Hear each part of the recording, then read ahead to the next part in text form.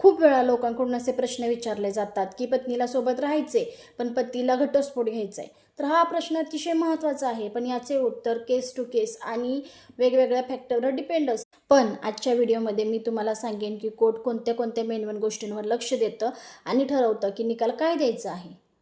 सगळ्यात पहिला पॉईंट येतो ती तुमच्या केसची सिच्युएशन काय आहे. ती सिच्युएशन वाईफच्या बाजूने आहे की हजबंडच्या बाजूने आहे.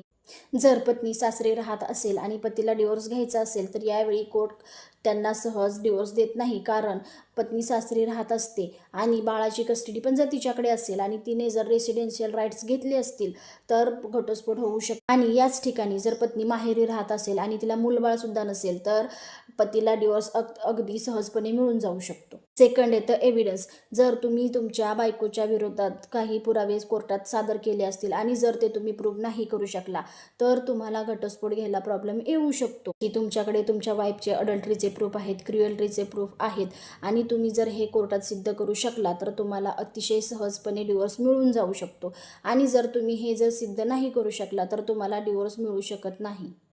जसं की तुमच्याकडे तुमच्या वाईफचे अडल्टरीचे प्रूफ आहेत, क्रुएल्टीचे प्रूफ आहेत आणि तुमची पत्नी वारंवार तुम्हाला आईवडिलांपासून लांब राहायला सांगते आणि याचे जे तुमच्याकडे प्रूफ आहेत तर तुम्ही कोर्टात ते सादर करू शकता. आणि जर ते सिद्ध झाले तर तुम्हाला यावेळी कोर्ट एव्हिडन्स आणि सिच्युएशन दोन्ही गोष्टी बघतं.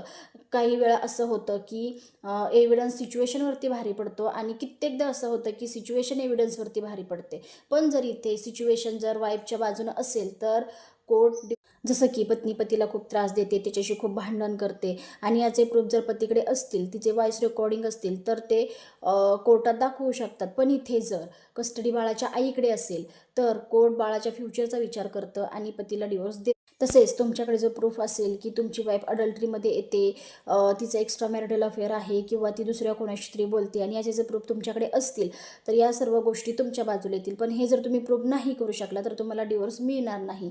तसेच सगळ्यात कारण कोर्टमध्ये जर तुम्ही एक ग्राउंड प्रूव्ह नाही करू शकला तर दुसरं ग्राउंड तुम्ही इझिली प्रूव्ह करू शकता आणि तुम्हाला घटस्फोट खूप सहज मिळून जाईल.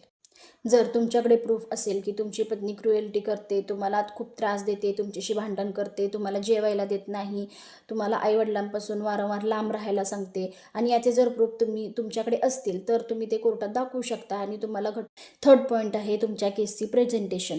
तर इथे कोर्ट फक्त बुक्स आणि लॉ बघत नाही तर हे बघितलं जातं की तुम्ही तुमची केस कशी प्रेझेंट केली आहे.